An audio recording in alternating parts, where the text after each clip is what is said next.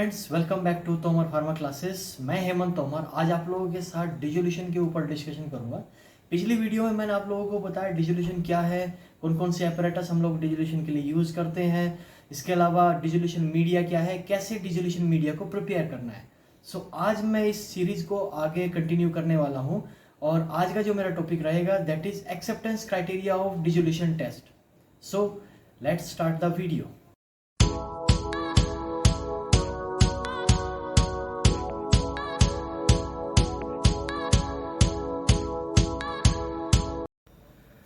Friends, पिछली video में मैंने आप लोगों से डिस्कशन किया था डिजोल्यूशन क्या है, what is dissolution, different dissolution apparatus के बारे में डिस्कशन किया। इसके अलावा डिजोल्यूशन मीडिया क्या है, कैसे उसे बनाना है, उसके बारे में डिस्कशन किया। तो आज मैं डिस्कशन करूँगा acceptance criteria of dissolution test apparatus. Dissolution test के लिए अलग अलग एक्सेप्टेंस क्राइटेरिया है, अलग अलग डोसेज फॉर्म के लिए। तो पहला जो है वो मेरा है ये इमीडिएट रिलीज डोसेज फॉर्म के लिए acceptance criteria of dissolution test. तो इसके लिए क्या है, जब हम लगाते हैं डिजोल्यूशन टेस्ट परफॉर्म करने के लिए हम लोगों को 6 टैबलेट लगती है। यूँ कहें कि 6 टैबलेट का हम लोग डिजोल्यूशन टेस्ट परफॉर्म करते हैं। तो एज पर S1 स्टेज, इसमें 3 स्टेज रहेगी, S1, S2 and S3। According to S1 stage 6 tablet का हम लोगों को डिजोल्यूशन लगाना होगा और 6 टैबलेट में each unit is not less than Q+5%। तो कोई भी टैबलेट Q+5% से कम रिलीज़ नहीं होनी चाहिए। तो Q, what is Q? Q के बारे में अगर पता करें तो Q is the amount of dissolved active ingredient specified in the individual monograph expressed as percentage of the label content of the dosage form। यूँ कहे कि Q is the amount of dissolve active ingredient. Q का मतलब है कि कितना amount active ingredient आपका dissolve हुआ है, दैट इज़ द Q।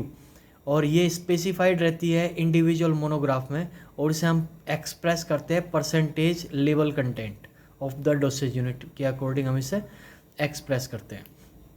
तो according to immediately dosage form acceptance criteria S1 stage में हम लोग 6 टैबलेट का डिजोल्यूशन टेस्ट परफॉर्म करते हैं। 6 टैबलेट का डिजोल्यूशन टेस्ट परफॉर्म करेंगे और each unit is not less than Q+5%। और कोई भी यूनिट Q+5% से कम रिलीज़ नहीं होनी चाहिए। फिर उसके बाद अगर सपोज Q+5% से कम रिजल्ट आते हैं कोई एक टैबलेट का या 2 टैबलेट का, तो फिर हम जाएंगे S2 स्टेज में। वहाँ पे फिर से हम 6 टैबलेट का डिजोल्यूशन परफॉर्म करेंगे। अब 6 S1 की और 6 S2 की। तो इसमें 2 क्राइटेरिया होंगे। पहला क्राइटेरिया है average of 12 unit S1 + S2 equal to और ग्रेटर देन Q। तो 12 यूनिट का जो एवरेज रहेगा वो इक्वल टू और ग्रेटर देन Q होना चाहिए। 12 यूनिट का एवरेज रिलीज़ जो होगा वो Q से ज़्यादा होना चाहिए, Q से कम नहीं होना चाहिए। Q के इक्वल टू और ग्रेटर देन Q होना चाहिए। और Q आपकी स्पेसिफाइड होगा मोनोग्राफ के अंदर। और दूसरा पहला क्राइटेरिया तो ये है कि एवरेज रिलीज 12 यूनिट का equal to greater than Q होना चाहिए। और दूसरा क्राइटेरिया है कि no unit is less than Q-25%। और कोई भी यूनिट Q-25% से कम रिलीज नहीं होनी चाहिए, है ना। Q-25% से कम रिलीज नहीं होनी चाहिए कोई भी यूनिट। तो ये 2 क्राइटेरिया रहेंगे S2 स्टेज में। अगर इन दोनों क्राइटेरिया में टैबलेट पास होता है तो फिर टेस्ट यहीं पे हम लोग डिसकंटिन्यू करेंगे। देन इसके बाद अगर यहाँ पे इसमें पास नहीं हुआ S2 स्टेज में, देन हम जाएंगे फिर S3 स्टेज में। वहाँ पे हम लोग 12 टैबलेट का डिजोल्यूशन टेस्ट परफॉर्म करते हैं। तो अब क्या होगा, 6 ये S1 की, 6 S2 की और 12 S3 की, टोटल होगी 24 टैबलेट। 24 टैबलेट का एवरेज रिलीज इक्वल टू और ग्रेटर देन Q होना चाहिए। और कोई भी 2 यूनिट, 24 में से कोई भी 2 यूनिट Q-15% से बाहर जा सकती है, मतलब Q-15% से कम रिलीज हो सकती है। And no unit is less than Q-25%। और कोई भी यूनिट Q-25% से कम रिलीज नहीं होना चाहिए। तो ये था इमीडिएट रिलीज डोसेज फॉर्म का एक्सेप्टेंस क्राइटेरिया। फिर हम चलेंगे नेक्स्ट पूल्ड सैंपल के लिए।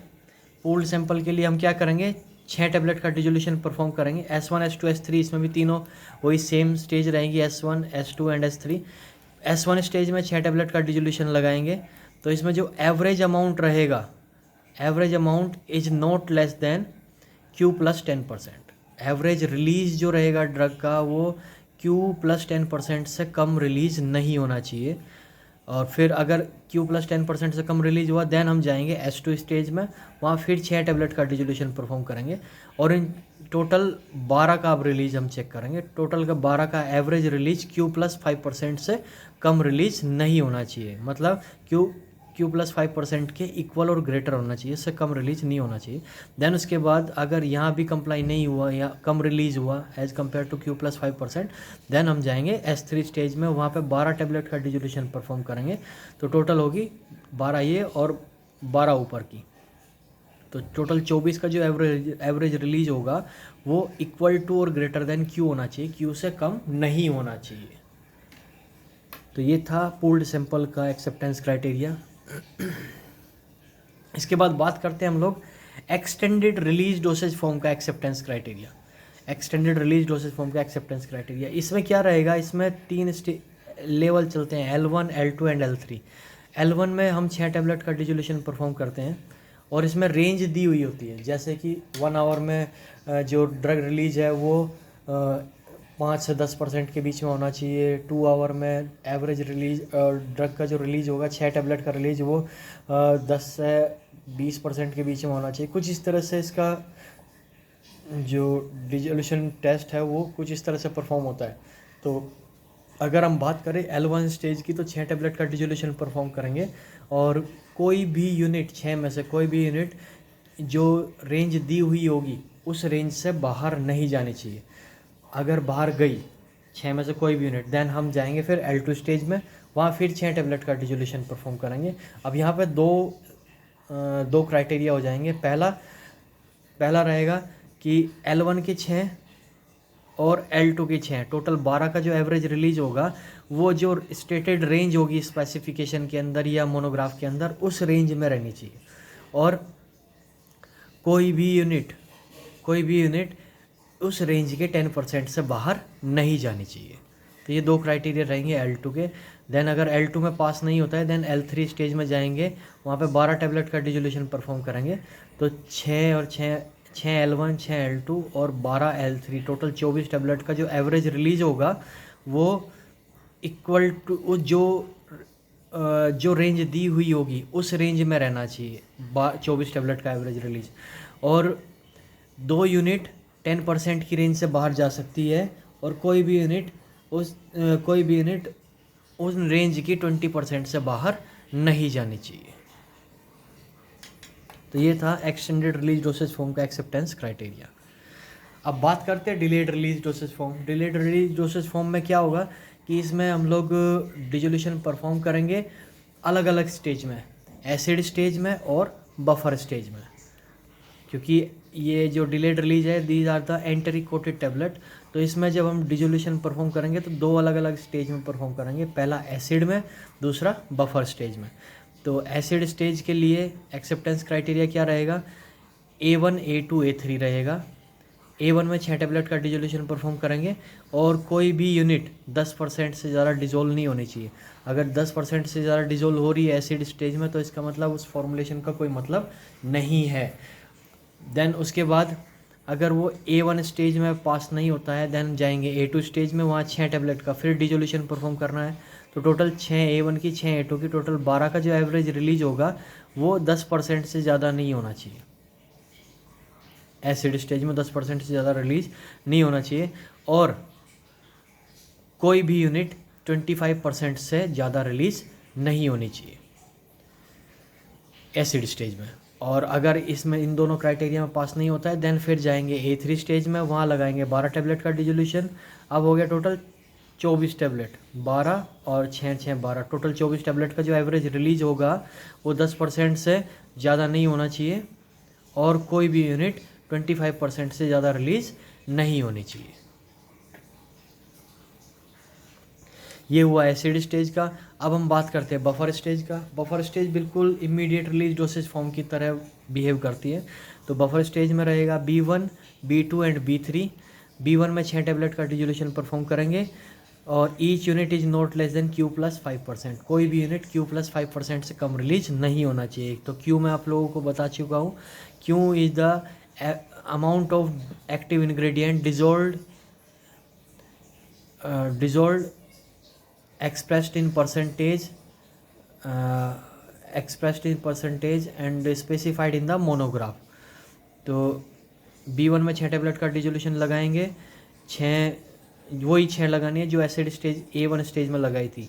देन उसके बाद each unit is not less than Q plus 5%। कोई भी यूनिट Q प्लस 5% से कम रिलीज नहीं होनी चाहिए। अगर कम रिलीज होती है देन जाएंगे B2 स्टेज में, वहाँ फिर 6 टेबलेट का डिजोल्यूशन परफॉर्म करेंगे। और B1 प्लस B2 का जो एवरेज रिलीज है वो 12 टेबलेट का एवरेज रिलीज वो इक्वल टू और ग्रेटर देन Q होना चाहिए, मतलब Q से कम नहीं होना चाहिए। और कोई भी यूनिट Q माइनस 15% से कम रिलीज नहीं होनी चाहिए। और अगर इन दोनों क्राइटेरिया में भी पास नहीं होता देन जाएंगे B3 स्टेज में, वहाँ 12 टेबलेट का लगाएंगे डिजोल्यूशन।